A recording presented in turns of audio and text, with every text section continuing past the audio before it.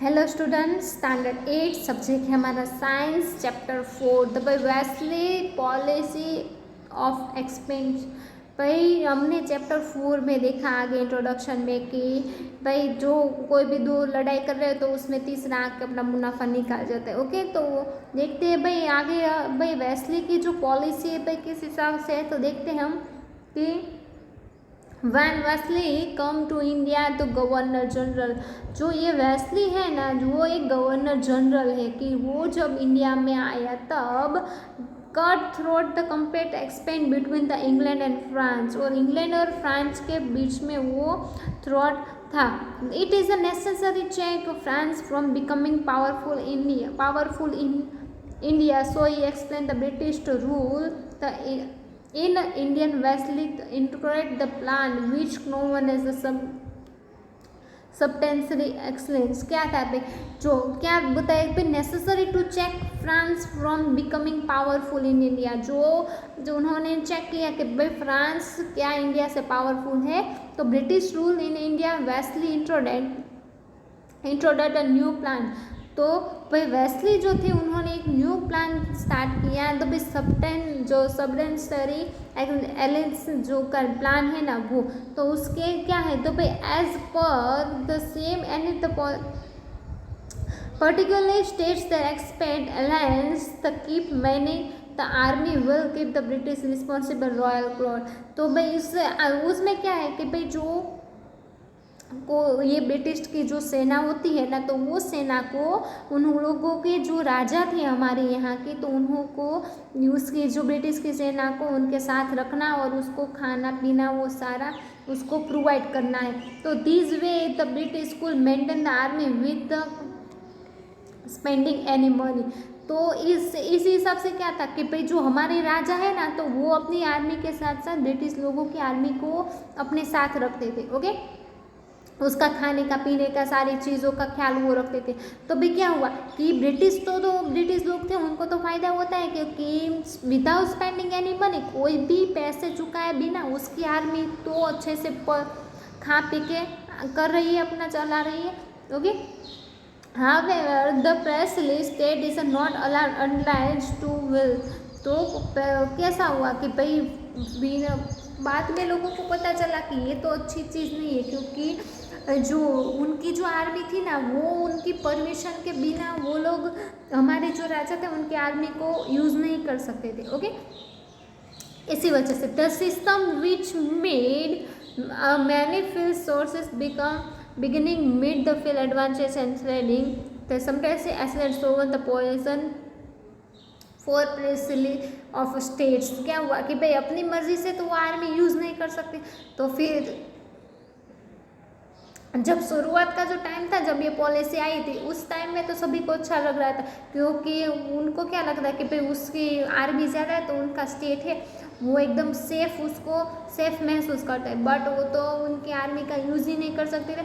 इसीलिए जब उनको धीरे धीरे पता चलना स्टार्ट हुआ, तो ये सब्सटेंसरी जो अलायंस है, तो भाई ये उनको किस तरह पॉइजन की तरह लगने लगा कि जो धीरे धीरे बढ़ रहा है। ओके, उस हिसाब से the Indian state become the वेल्टमेक subsidiary enhance where Hyderabad, Mysore, Ayodhya, Jaipur, ये वडोदरा है, पेशवार, पुणे, ये सारी जगहों पे ये सारे सब्टेंसरी एलायंस उसको हमको देखने को मिलते हैं। ओके, नीचे देखते हैं तो भाई Nizam of Hyderabad was the first welcoming Wellesley the subsidiary alliance. जो निज़ाम थे ना हमारे हैदराबाद के नवाब, तो उन्होंने उनसे ही शुरुआत हुई थी सब्टेंसरी एलायंस की। Then it was Mysore and Ayodhya, फिर मैसूर और अयोध्या में उनकी शुरुआत हुई। And Tanjore and Karnataka meet with some fate, और तांजोर और कर्नाटका जो थे वो भी थे। The British made the Maratha speak among the themselves and converted man expense. उन्होंने महाराष्ट्र के जो राजा थे ना, उनको भी उनके साथ ये पॉलिसी में शामिल कर लिया। ओके, अब देखते तो भाई owing the loss inscribed by the Nizam his fight with Marathas and this the first accept alliance. उन्होंने क्या किया भाई, निज़ाम ने फाइट करके जो मराठा का जो राज था वो तो गवा दिया। उसमें Tipu Sultan Mysore refuse to do so, but after the British victory the fourth Anglo Mysore war. तो टीपू सुल्तान थे ना, उन्होंने क्या किया भाई, उन्होंने अपनाया नहीं था, बट उन्होंने युद्ध जो फोर्थ एंगल हुआ था मैसूर वॉर में, तभी उन्होंने क्या किया था, Mysore was a fort become the subsidiary state. जो मैसूर था वो एक सबटेंसर स्टेट था और महाराष्ट्र मराठा के chief fought among themselves after the death of Nana Phadnavis. और नाना फडणवीस की जब डेथ हुई उसके बाद उसमें वो शामिल हो गया।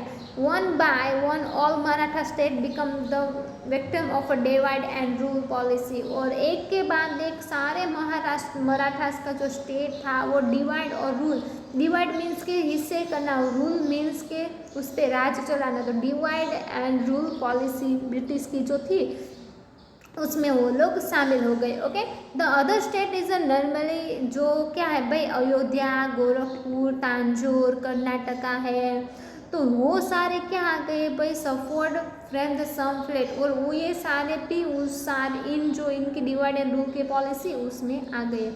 Win the span of 7 years, जब 7 साल बीत चुके तब the weekly expand the company rule and made the British of supreme power in India. Weekly जो वेस्ली थे उन्होंने क्या एक्सपेंड द कंपनी रूल, उन्होंने कंपनी रूल चलाना स्टार्ट किया और ब्रिटिश को एक क्या पावरफुल जो था उन्होंने बना दिया इंडिया में। ओके, तो यहाँ पे आपका टॉपिक ख़त्म होता है कि भाई वेस्ली की क्या पॉलिसी। वेस्ली की पॉलिसी के मुताबिक बहुत सारे राजाओं ने अपना राज तो खो दिया, बट उसके साथ साथ क्या होता है सबटेंसरी अलायंस में कि आपको कोई भी जो राजा ब्रिटिश लोगों की जो आर्मी है उसको अपने साथ रखना है, बट उस आर्मी का आप लोग यूज़ नहीं कर सकते, सिर्फ उसको पाल के बड़ा करना होगे।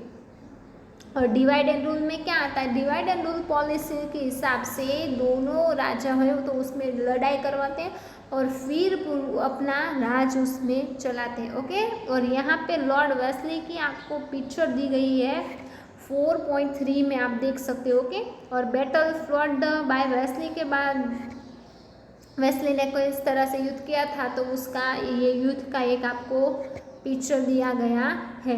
तो ये क्या करना है भाई, ये वाला जो टॉपिक है तो आपको ये पूरा का पूरा अपनी वर्कबुक में फिल करना है और उसके साथ साथ आपको ये वाला जो है वो अच्छे से लर्न करना रहेगा।